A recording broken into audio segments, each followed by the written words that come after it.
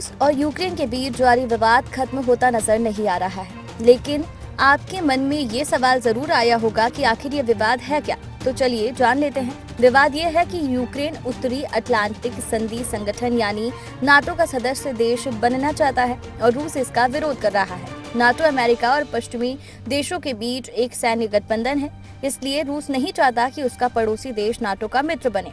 NATO देशों पर ठने इस पूरे विवाद ने एक नई युद्ध की संभावना को जन्म दिया है, जिसमें एक से ज्यादा देश भाग ले सकते हैं। क्या होता है ये नाटो? नाटो एक सैन्य समूह है जिसमें अमेरिका, कनाडा, ब्रिटेन और फ्रांस जैसे 30 देश शामिल हैं। अब रूस के सामने ये चुनौती है कि उसके कुछ पड़ोसी देश पहले ही नाटो में शामिल हो चुके हैं। इनमें एस्टोनिया और लातविया जैसे देश शामिल हैं, जो पहले सोवियत संघ का हिस्सा थे। अब अगर यूक्रेन भी नाटो का हिस्सा बन गया तो रूस हर तरफ से अपने दुश्मन देशों से घिर जाएगा और अमेरिका जैसे देश उस पर हावी हो जाएंगे। अगर यूक्रेन नाटो का सदस्य बन जाता है और रूस भविष्य में उस पर हमला करता है तो समझौते के तहत इस समूह के सभी 30 देश इसे अपने खिलाफ हमला मानेंगे और यूक्रेन की सैन्य सहायता भी करेंगे।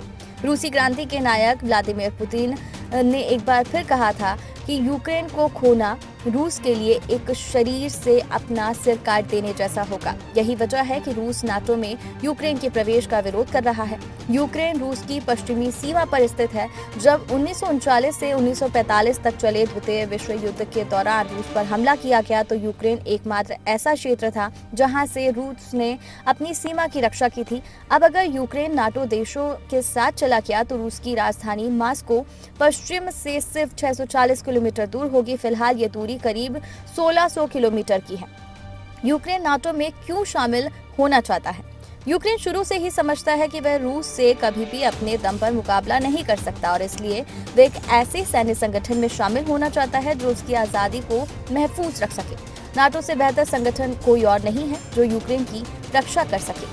यूक्रेन के पास ना तो रूस जैसी बड़ी सेना है और ना ही आधुनिक हथियार। यूक्रेन में 1.1 मिलियन सैनिक है जबकि रूस के पास 2.9 मिलियन सैनिक है। यूक्रेन के पास 98 लड़ाकू विमान है, रूस के पास करीब 1500 लड़ाकू विमान है। रूस के पास यूक्रेन की तुलना में अधिक हमलावर हेलीकॉप्टर, टैंक और बख्तरबंद वाहन भी हैं। इस तरह की और अपडेट से जुड़े रहने के लिए हमारे चैनल को सब्सक्राइब कर लीजिए।